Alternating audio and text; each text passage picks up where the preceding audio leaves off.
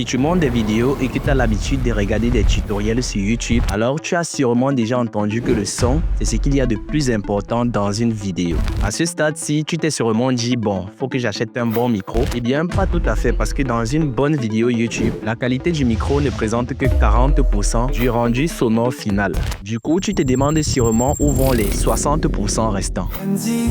Benzi, le roi du visuel, avec ses idées, il illumine le ciel.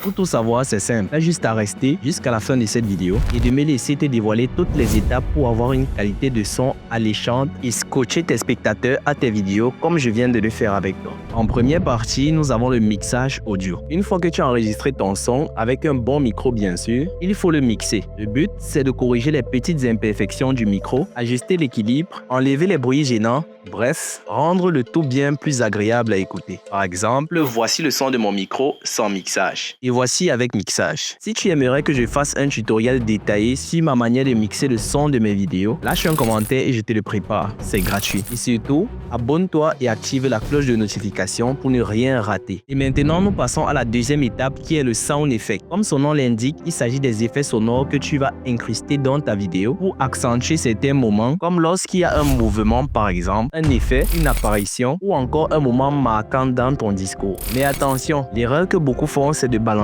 des effets sonores qui ne collent pas avec l'action ou le contexte. Le secret que je te donne, c'est d'utiliser ta logique. Jamais tu ne vas mettre un bruit de chèvre qui aboie. Ça n'a aucun sens. Donc, reste cohérent avec ce que tu montres à l'écran. Une fois que cette étape est complétée, nous passons à la troisième et la dernière étape qui est la musique de fond. C'est l'étape que beaucoup sous-estiment. Et pourtant, si tu la rates, tu flingues toute l'ambiance sonore de ta vidéo. Voici mes deux règles d'or pour cette étape. La règle 1, la musique de fond doit s'adapter à chaque moment de la vidéo. Tu comprends donc que c'est un crime de laisser une seule musique sur toute une vidéo, même si elle ne fait que 1 minute. La règle 2, le volume de ta musique doit rester à environ 25% du volume de ta voix. Et c'est pareil pour les effets sonores en fait. Ils ne doivent pas être trop hauts. On doit se concentrer pour pouvoir entendre. Mais attention, ne te fie pas qu'aux chiffres, parce qu'il y a certaines musiques qui viennent avec un volume naturellement plus élevé que d'autres. Donc utilise ton oreille de monteur pour bien équilibrer. Et voilà, on arrive à la fin de cette vidéo. Si tu as des questions ou si tu veux que je te prépare un tuto plus poussé, alors dis-le moi en commentaire, je te lis avec plaisir.